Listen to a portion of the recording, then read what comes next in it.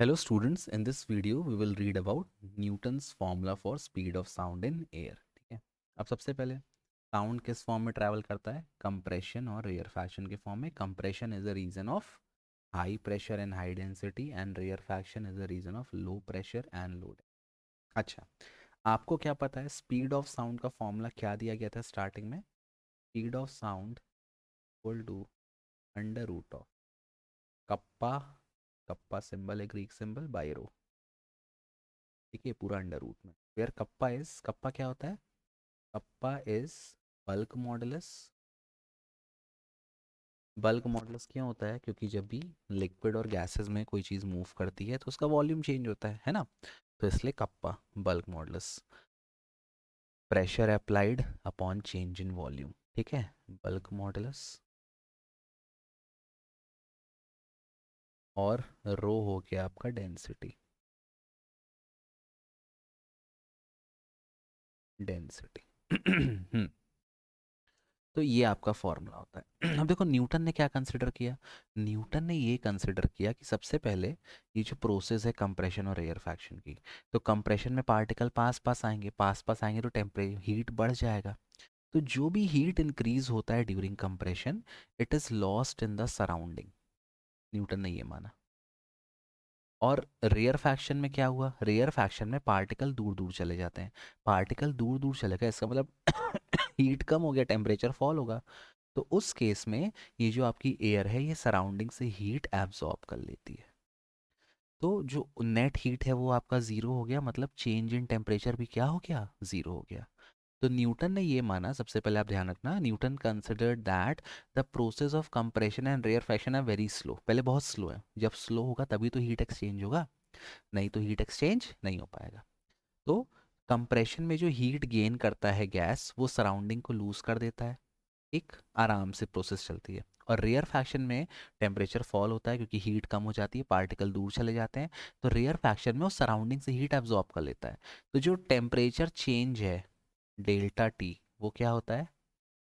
Zero. Temperature constant है, मतलब change in temperature zero हो गया। इसका मतलब when sound moves in air, तो वो कैसी प्रोसेस हो गई?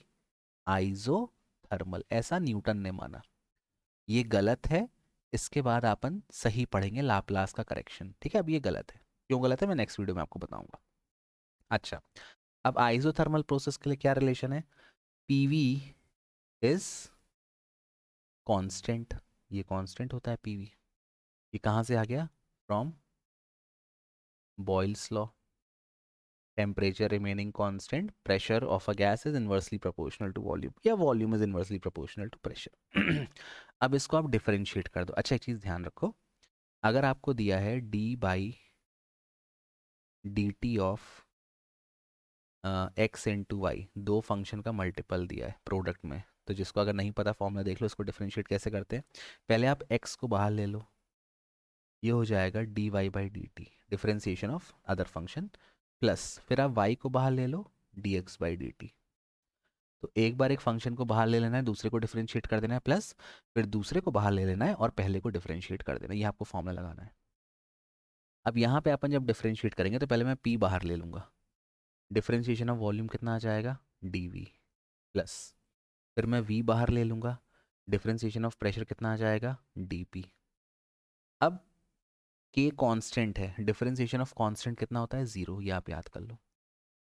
अच्छा, अब देखो यहाँ पे p किसके बराबर आ जाएगा? p will be equal to, ये हो गया, इसको इधर ले जाओ, माइनस v dp, और ये dv है, इसको यहाँ डिवाइड कर दो, डिवाइडेड बाई dv। इतना आ गया। अब यहाँ थोड़ा ध्यान देना, ठीक है। तो p की बेटा वैल्यू आ गई, the value of p is, इसको मैं अच्छे से लिख देता हूँ, minus V D P upon D V. अब मैं एक बार बल्क मॉडल्स पे आता हूँ, ठीक है। I will come to bulk modulus. क्या होता है बल्क मॉडल्स का फॉर्मूला? कप्पा। बल्क मॉडल्स होता है, जनरली मॉडल्स क्या होता है? Stress upon strain. अब बल्क मॉडल्स में जो स्ट्रेस लगता है वो नॉर्मल स्ट्रेस लगता है, ऐसे कंप्रेस करने वाला। तो नॉर्मल स्ट्रेस को अपन और क्या कहते हैं? Pressure upon strain. अब बल्क मॉडल्स, अगर मैं लिक्विड और गैस की बात करूं, तो अगर मैं लिक्विड या गैस को कंप्रेस करूंगा, दबाऊंगा, जैसे सपोज ये मेरे पास, एक मिनट हाँ बाबा, ये मेरे पास कोई फुग्गा है, मैं उसको दबा रहा हूँ, नॉर्मल स्ट्रेस लगा रहा हूँ, तो उसका वॉल्यूम चेंज होगा। तो लिक्विड और गैसेस में जब बल्क मॉडल्स लगाते हैं तो प्रेशर लेते हैं, और स्ट्रेन में क्या लेते हैं, चेंज इन वॉल्यूम।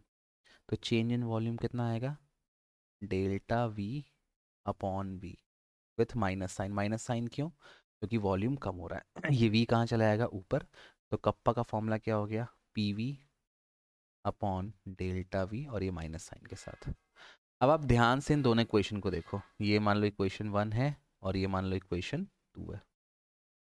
v यहाँ पे दिया है, यहाँ भी v दिया है, यहाँ पे dp मतलब चेंज इन प्रेशर, आप ये मान लो कितना उसने प्रेशर लगाया, और यहाँ भी प्रेशर दिया उसने कितना प्रेशर लगाया।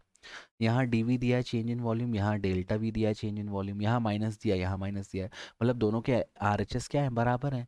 मतलब आप ये जो आपका बल्क मॉडुलस ऑफ इलास्टिसिटी है कप्पा, इसको आप किसके बराबर इक्वेट कर सकते हो, प्रेशर के।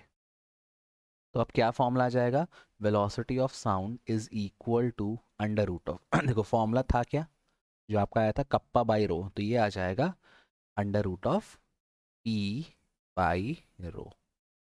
ये आपका फॉर्मूला आ गया for velocity of sound in gas as calculated by Newton. अब ये फॉर्मूला गलत है, गलत क्यों है, इसका करेक्शन किया लाप्लास में, वो मैं आपको नेक्स्ट वीडियो में बताऊंगा। I hope it is clear to you. अच्छा, अभी ख़त्म नहीं हुआ, सॉरी। अच्छा देखो यहाँ पे ख़त्म नहीं हुआ। v कितना हो गया, under root P by rho. p हो गया एटमॉस्फेरिक प्रेशर और रो हो गया density of gas. Atmospheric pressure कितना होता है, 1.013 इंटू 10⁻⁵।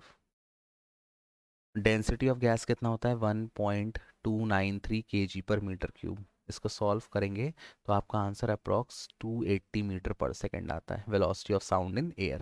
लेकिन बाद में पाया गया कि जो वेलोसिटी या speed of sound in air है वो अप्रॉक्स 330 या 340 के पास होती है। अब 330 या 340 मतलब डिफरेंस बहुत ज़्यादा है, डिफरेंस बहुत ज़्यादा है, मतलब ये फॉर्मूला क्या है, दिस फॉर्मूला इज़ रॉन्ग। अब अपन इसका करेक्शन देखेंगे। I hope it is clear to you. Thank you for watching, bye bye, keep loving, keep supporting.